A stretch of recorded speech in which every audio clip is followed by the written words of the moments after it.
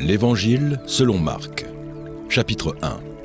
Commencement de l'Évangile de Jésus-Christ, Fils de Dieu. Selon ce qui est écrit dans Ésaïe, le prophète. Voici, j'envoie devant toi mon messager, qui préparera ton chemin. C'est la voix de celui qui crie dans le désert, préparez le chemin du Seigneur, aplanissez ses sentiers. Jean parut, baptisant dans le désert et prêchant le baptême de repentance pour la rémission des péchés.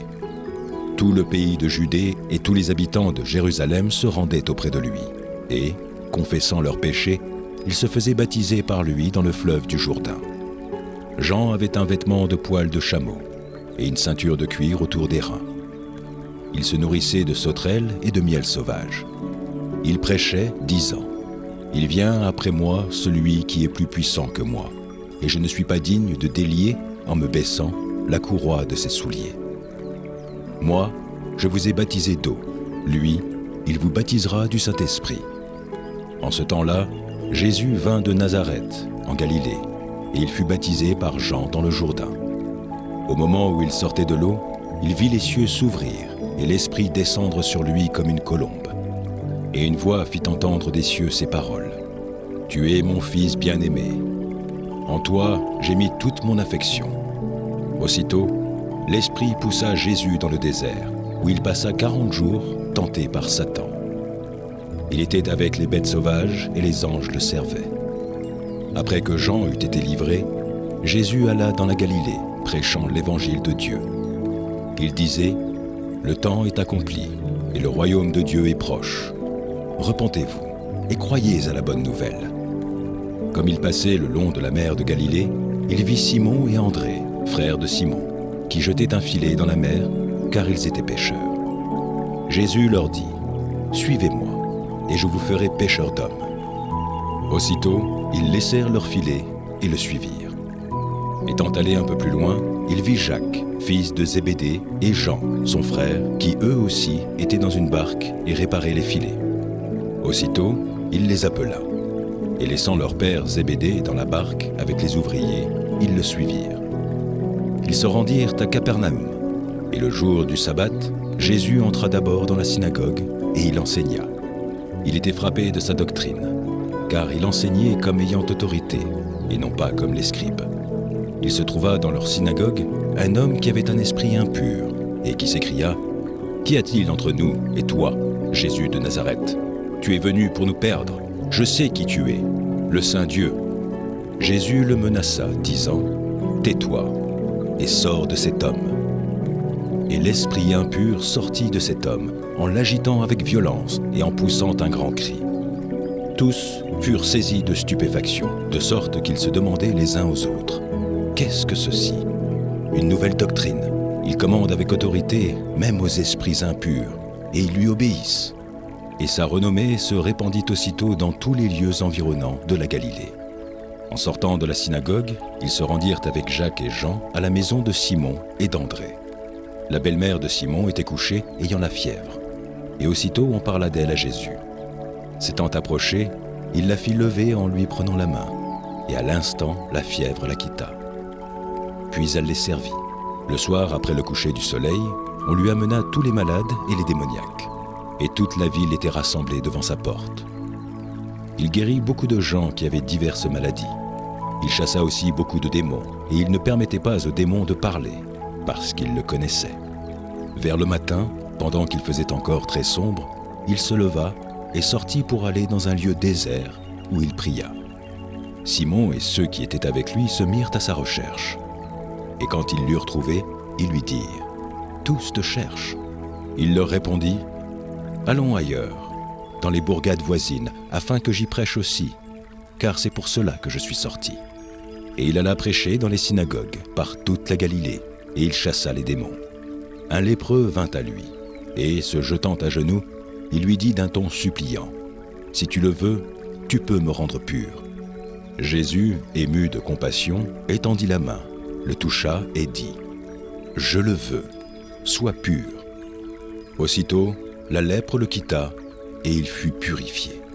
Jésus le renvoya sur le champ avec de sévères recommandations et lui dit : « Garde-toi de rien dire à personne. » mais va te montrer au sacrificateur et offre pour ta purification ce que Moïse a prescrit, afin que cela leur serve de témoignage. » Mais cet homme, s'en étant allé, se mit à publier hautement la chose et à la divulguer, de sorte que Jésus ne pouvait plus entrer publiquement dans une ville.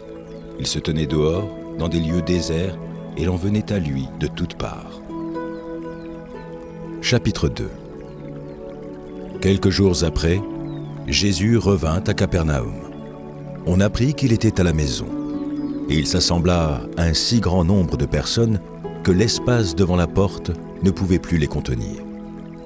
Il leur annonçait la parole. Des gens vinrent à lui, amenant un paralytique porté par 4 hommes. Comme s'ils ne pouvaient l'aborder à cause de la foule, ils découvrirent le toit de la maison où il était, et ils descendirent par cette ouverture le lit sur lequel le paralytique était couché. Jésus, voyant leur foi, dit au paralytique : « Mon enfant, tes péchés sont pardonnés. » Il y avait là quelques scribes qui étaient assis et qui se disaient au-dedans d'eux : « Comment cet homme parle-t-il ainsi ? Il blasphème. Qui peut pardonner les péchés si ce n'est Dieu seul ?» Jésus, ayant aussitôt connu par son esprit ce qu'ils pensaient au-dedans d'eux, leur dit : « Pourquoi avez-vous de telles pensées dans vos cœurs ? Lequel est le plus aisé de dire au paralytique : tes péchés sont pardonnés, ou de dire : lève-toi, prends ton lit et marche ? Or, afin que vous sachiez que le Fils de l'homme a sur la terre le pouvoir de pardonner les péchés, je te l'ordonne, dit-il au paralytique. Lève-toi, prends ton lit et va dans ta maison. Et à l'instant, il se leva, prit son lit et sortit en présence de tout le monde, de sorte qu'ils étaient tous dans l'étonnement et glorifiaient Dieu, disant : Nous n'avons jamais rien vu de pareil. Jésus sortit de nouveau du côté de la mer. Toute la foule venait à lui, et il les enseignait. En passant, il vit Lévi, fils d'Alphée, assis au bureau des péages. Il lui dit : « Suis-moi. » Lévi se leva et le suivit. Comme Jésus était à table dans la maison de Lévi, beaucoup de publicains et de gens de mauvaise vie se mirent aussi à table avec lui et avec ses disciples, car ils étaient nombreux et l'avaient suivi.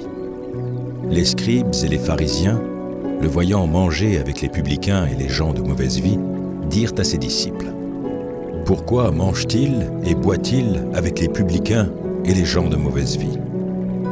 Ce que Jésus, ayant entendu, il leur dit : « Ce ne sont pas ceux qui se portent bien qui ont besoin de médecins, mais les malades. Je ne suis pas venu appeler des justes, mais des pécheurs. » Les disciples de Jean et les pharisiens jeûnaient. Ils vinrent dire à Jésus : « Pourquoi les disciples de Jean et ceux des pharisiens jeûnent-ils, tandis que tes disciples ne jeûnent point ?» Jésus leur répondit : « Les amis de l'époux peuvent-ils jeûner pendant que l'époux est avec eux ? Aussi longtemps qu'ils ont avec eux l'époux, ils ne peuvent jeûner. Les jours viendront où l'époux leur sera enlevé, et alors ils jeûneront en ce jour-là. Personne ne coud une pièce de drap neuf à un vieil habit. Autrement, la pièce de drap neuf emporterait une partie du vieux, et la déchirure serait pire. Et personne ne met du vin nouveau dans de vieilles outres. Autrement, le vin fait rompre les outres, et le vin et les outres sont perdus. Mais il faut mettre le vin nouveau dans des outres neuves. » Il arriva, un jour de Shabbat, que Jésus traversa des champs de blé. Ses disciples, chemin faisant, se mirent à arracher des épis. Les pharisiens lui dirent : « Voici, pourquoi font-ils ce qui n'est pas permis pendant le Shabbat ?» Jésus leur répondit : « N'avez-vous jamais lu ce que fit David lorsqu'il fut dans la nécessité et qu'il eut faim, lui et ceux qui étaient avec lui ? Comment il entra dans la maison de Dieu du temps du souverain sacrificateur Abiatar et mangea les pains de proposition qu'il n'est permis qu'aux sacrificateurs de manger et en donna même à ceux qui étaient avec lui, Puis il leur dit, « Le Shabbat a été fait pour l'homme, et non l'homme pour le Shabbat. De sorte que le Fils de l'homme est maître même du Shabbat. »